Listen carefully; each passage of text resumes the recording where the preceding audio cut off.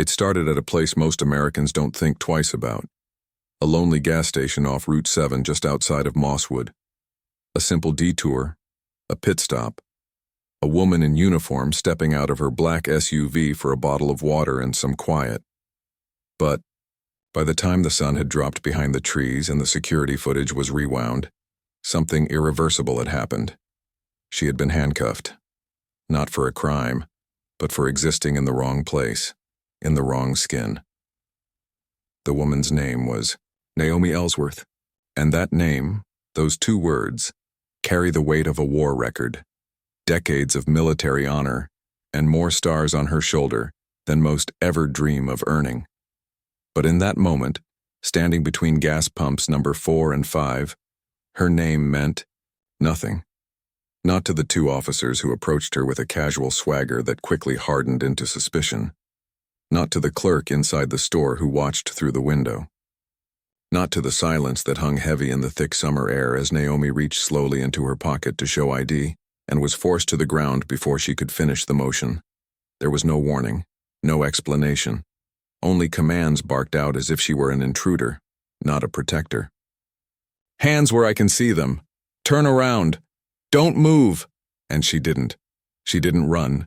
She didn't resist. She didn't scream out her rank or her record or her name.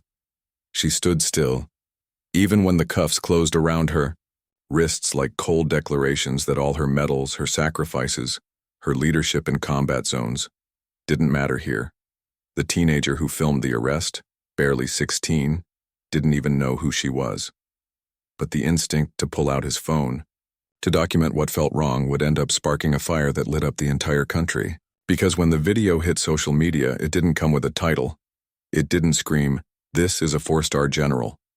It simply showed a black woman being detained for no clear reason, her eyes calm but unreadable, her body language saying everything her mouth never would. In a world addicted to outrage, this video didn't need dramatization. It was quiet, almost too quiet. Naomi didn't beg. She didn't shout. And that silence, that stillness, was the hook. People leaned in. Who is she? What did she do? Why won't she speak? Those questions flooded comment sections and cable news tickers alike, and as her identity was slowly revealed, the narrative shifted from curiosity to collective shame. What happens when America puts a war hero in handcuffs? What happens when a system so used to profiling can't see who's in front of it?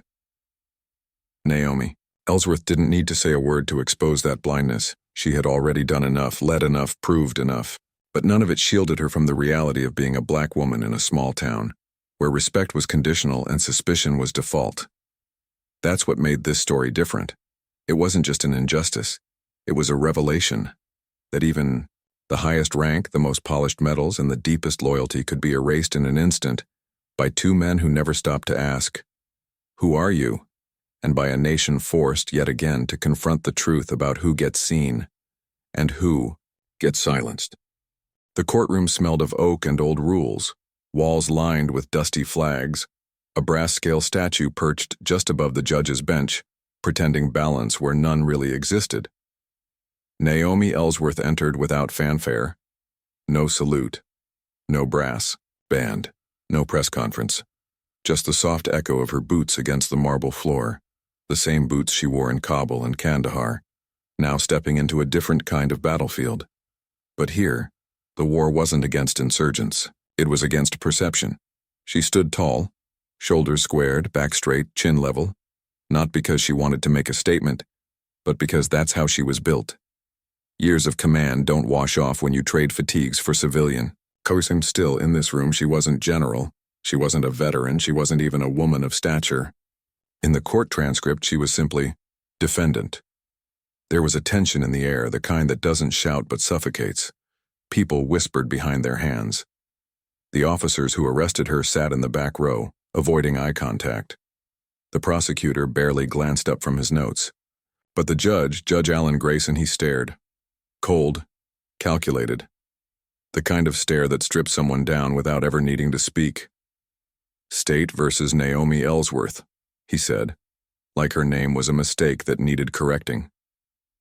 Charged, with disorderly conduct and failure to comply. Naomi didn't flinch. There was no outburst, no argument, not even a flicker of indignation on her face. Just a steady gaze ahead, locked somewhere between the flag in the corner and a crack on the wall. The silence she carried in that moment wasn't passive. It was intentional. It filled the courtroom like a fog no one could see through. You could feel it even if you didn't understand it. The evidence? Thin at best. The arresting officers claimed she was agitated and uncooperative. They cited refusal to provide identification, even though surveillance footage clearly showed her reaching for her wallet before being thrown against her vehicle. The video taken by the teenager, a now viral clip dissected by anchors and activists alike, was entered into evidence, but Grayson barely acknowledged it. "This court isn't here to debate social media," he said with an air of dismissal. "This is a matter of law and order." But the room knew better. The air had changed. Every second Naomi stayed silent, the courtroom's posture began to shift.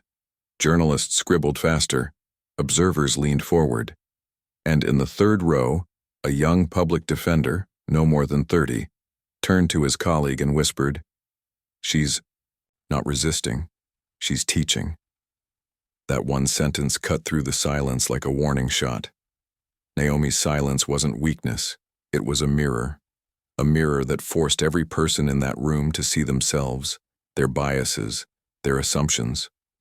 And for Judge Grayson, that reflection was not easy to bear. The more he pressed, repeating charges, rereading policy, questioning motive, the more it became obvious. He was talking, but she was in control. He tried to provoke a response. "Do you deny being non-compliant?" No answer. "Do you wish to speak in your defense?" Silence. "Do you think yourself above the law?" Still nothing. It was unnerving. And Naomi knew it. She wasn't silent because she was powerless. She was silent because she had power, and chose to wield it differently.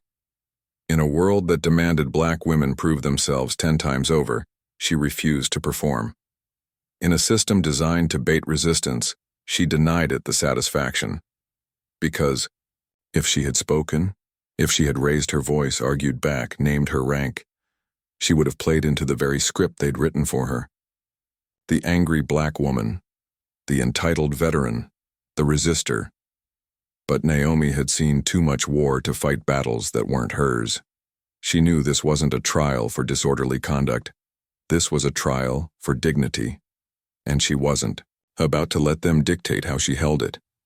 As the day stretched on, the cracks in Grayson's armor began to show. His questions became shorter. His tone grew clipped. He glanced more often at the gallery as if searching for support in a sea of skepticism. He was beginning to realize he was losing control of the room, not to protests or disruption, but to a woman who hadn't said a word. A court is supposed to deal in evidence, but what do you do when the evidence is a silence that exposes everything? The moment that truly shifted the energy was small, almost imperceptible. The bailiff, bringing Naomi a glass of water, addressed her with a soft, "Ma'am." It wasn't required. It wasn't protocol, but it was respect, and it rippled through the courtroom like a dropped coin in still water. Others began to see what was right in front of them, not a defendant, but a presence. Grayson, perhaps sensing the optics spiraling, called for a recess. But the damage, or the awakening, was done. Naomi's silence had done what cross-examinations and speeches never could. It forced people to listen without interruption, to watch without distraction, to reckon with the absurdity that a woman who had defended freedom across oceans could be accused of disorderly conduct for asking for a receipt at a gas station. In the hallway, reporters began to shift their narratives. "Why won't she speak?" Turned into "How did this happen?" Online, hashtags formed. Silent strength. General Naomi. Activists posted side-by-side photos, Naomi in uniform saluting the flag, and Naomi in court sitting alone. And slowly, the public began to understand. This wasn't a story about law and order. It was about what happens when law forgets justice and order silences honor. But there was still one question no one could answer. Why was she silent? Was it strategy? Was it grief? Was it the exhaustion of knowing that even in a room full of supposed justice, you are still presumed guilty unless you scream? Or maybe it was something deeper. Maybe Naomi Ellsworth knew the power of silence. Maybe she had learned over the years that silence makes people uncomfortable. That silence forces the system to fill in its own blanks, and in doing so reveal its own flaws. Maybe her silence wasn't just resistance, it was a reckoning. And if that's true, if her silence was her message, then the trial was never about proving her innocence. It was about proving the system's guilt, and the gavel hadn't even dropped yet. It started with 37 seconds. No edits, no voiceover. Just a shaky video recorded from a teenager's cracked iPhone outside a gas station in Mosswood. You could barely hear what the officers were saying. The audio was muffled, distorted by the roar of nearby traffic and the quiet gasp of the boy filming. But one thing was unmistakable. The image of a tall black woman, calm, still, being handcuffed by two white officers as if she were some unknown threat, some nameless suspect passing through a town that didn't recognize her worth. The teen uploaded it to TikTok with a caption that simply read, "She didn't even say a word." Within 2 hours, it had crossed 1 million views. By morning, it was 5 million. By noon, it was international. The hashtags began to stack like wildfire. Who is she? Nar Mosswood, my silent general, nar this is America. Then someone figured it out. A military vet recognized her from a parade broadcast years ago. Her signature walk, the posture, the medals. A few veterans started commenting, "Wait, that's General Naomi Ellsworth. No way." It was confirmed within hours. The video wasn't just a random act of injustice. It was the arrest of a 4-star general, someone with classified access, battlefield history, and enough clearance to walk into any war room in the world. And yet she had been detained like a shoplifter in a town that had never heard her name. That's when the media detonated. Headlines screamed across every screen. Decorated U.S. general arrested without cause. General Ellsworth handcuffed in small-town gas station incident. From Kabul to cuffs, the disgraceful arrest of America's hero. CNN aired the footage on loop. MSNBC brought in legal experts. Fox News tried to spin it, until a retired Marine called in live and shut down the entire panel. You don't treat a general like that. I don't care what town you're in. At the Pentagon, the mood turned cold and focused. Top brass gathered in hushed war rooms not to plan strikes or deployments, but to review a cell phone video that now threatened to undermine every value they claimed to uphold. Generals who had served with Naomi sat in disbelief. She had been a mentor, a strategist, a leader with one of the cleanest records in military history. And yet, not even her stars could protect her on civilian soil. Calls began to flood in, from senators, from former secretaries of defense. Even allies from foreign militaries asked, "Is this how America treats its generals now?" Behind closed doors, the Pentagon tried to coordinate messaging. Some wanted to wait it out, hoping the story would blow over. Others knew better. This wasn't going away. The longer they stayed silent, the more complicit they looked. Naomi hadn't said a single word. But the video?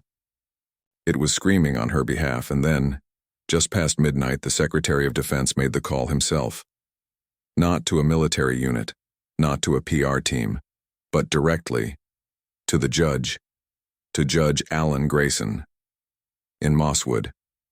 The judge's assistant answered, groggy. The voice on the line was measured but surgical. "You're holding a general of the United States military. That ends now." 10 minutes later, a direct order came through. Drop all charges, issue a public apology, and if there is any delay in executing this, prepare for federal intervention. Judge Grayson sat motionless in his chambers, gripping the edge of his desk as if the wood might anchor him in a storm he no longer controlled. The name Naomi Ellsworth now echoed in every room he entered, and not with contempt but with reverence and guilt. The following morning, courtroom security was tighter than usual. Media vans lined the street like a parade was coming. Inside, the gallery was packed. Everyone had their phones out, waiting to see what justice, or lack thereof, would look like when it was forced to bend. Naomi entered as she always did, quietly, deliberately. She walked past the judge, the prosecutor, the officers who once twisted her arms behind her back, and sat down without a word. She didn't smirk. She didn't gloat. She just adjusted the collar of her blazer and folded her hands. Judge Grayson's voice cracked when he spoke. The court, upon further review, finds no standing for the charges brought against the defendant. Case dismissed. The court offers its formal apology. Formal apology. Two words that sounded like they had to claw their way out of his throat. There was no clapping, no celebration, just a stillness, almost sacred. Naomi gave a slight nod, as if acknowledging the room, the history, the silence. She had curated like a performance none of them deserved, but the questions hadn't ended. If anything, they only multiplied. As she stepped outside into a wall of flashing cameras, reporters shouted, "General Ellsworth, do you have a comment? Why didn't you reveal your identity? Did you plan this?" But she kept walking, calm, unbothered. And in that silence again, she held the mic. The nation's appetite for answers only grew. Pundits debated for days why she hadn't played the card, why she hadn't shouted, "I'm a general." The courtroom, once a theater of tension and noise, had become sacredly quiet. Even the air felt different, like the oxygen itself was holding its breath. Naomi Ellsworth, silent through arrest, through processing, through hearings, through headlines, finally stood. Not because she had to, not because someone asked, but because the silence had done its job. And now, her voice would be a final act, not an opening argument. She rose slowly, a presence more than a person. Her blazer pressed, her eyes focused. She wasn't trembling, she didn't need notes. She didn't even raise her voice, but somehow, everyone leaned forward as if her first word might shatter something unspoken. And then she said it. "I knew who I was. I needed you to reveal who you were." No courtroom in America was ready for that sentence. Not this one. Not any. It hit like a low-frequency bomb, silent to the ears, devastating to the soul. A ripple moved through the gallery. People stiffened, backs straightened. One juror gasped audibly. Even the reporters put their pens down. Cameras clicked, and then stopped. Even the hungry lens couldn't consume what came next. Naomi didn't list her accomplishments. She didn't quote military codes. She didn't lecture about race or power. She just stood there, her voice steady, and laid bare a truth most systems spend lifetimes trying to bury. "I didn't speak because I've spoken enough. In uniform, on battlefields, in classified rooms with generals and presidents. I have given this country more than 30 years of my life. I have bled and buried soldiers and held together teams in places that most people can't even find on a map. But when I was thrown to the ground at a gas station, none of that mattered. I was reduced to a body, a threat, a situation. And in that moment I realized something devastating, that if I had said, 'I'm a general,' I would have saved myself, but at the cost of truth." She paused. "So I chose silence. Because I wanted you to see what happens when there's no title, no stars, no protection. I needed you to see what happens to those who don't get a phone call from the Pentagon, the ones who don't make the news." By now the room wasn't just listening, it was sinking. Naomi looked at Judge Grayson. He didn't look back. His eyes were fixed on the bench, as if avoiding hers would preserve what little dignity he had left. There are thousands of people who never make it to this courtroom. They disappear in back seats of squad cars, in jails, in quiet corners of cities that pretend to be just. They don't have names you recognize. They don't have medals or connections. And when they go silent, no one hears them. A woman in the gallery quietly wept. A man, former military by the look of his ribbons, stood with his hand over his mouth. The court stenographer's fingers hovered mid-air, like even the machine was reluctant to reduce her words to ink. So I stayed silent. For them. I let the world see what happens when all you have is your skin and your stillness. and I wanted the silence to speak for every black woman who ever walked into a room and had to shrink to survive. I didn't say anything, because I was watching you. Watching how you would treat me without a name, without a rank, without your assumptions being challenged. And you answered. You revealed yourselves. Not just the officers, not just the court, but this country. And then came the pivot. Her voice, still soft, carried the weight of command. But now I've spoken, and now you don't get to forget, because silence is over. And I will not wear this uniform or any uniform for a system that cannot see its own. At that, she stepped back. There was no applause, no fanfare, no fist raised, but something had shifted. Judge Grayson cleared his throat, tried to speak, but his mouth stayed open, no words coming out. The man who'd controlled the courtroom with harsh glares and clipped orders now looked impossibly small, like he was drowning in his own robes. Naomi didn't wait for acknowledgement. She didn't pause for cameras. She didn't glance back for validation. She simply gathered her things, nodded once to the bailiff, the same one who'd quietly said ma'am days earlier, and walked out. The media, camped outside like wolves, erupted, but Naomi didn't stop. She moved through the crowd like fog, untouchable, dignified. No statement, no entourage, just footsteps on stone. The footage of her final words was clipped, subtitled, translated into 6 languages. Twitter exploded again. Thought leaders called it a masterclass in moral power. Civil rights groups quoted her in full-page New York Times ads. Universities invited her to speak. Military leaders sent private apologies.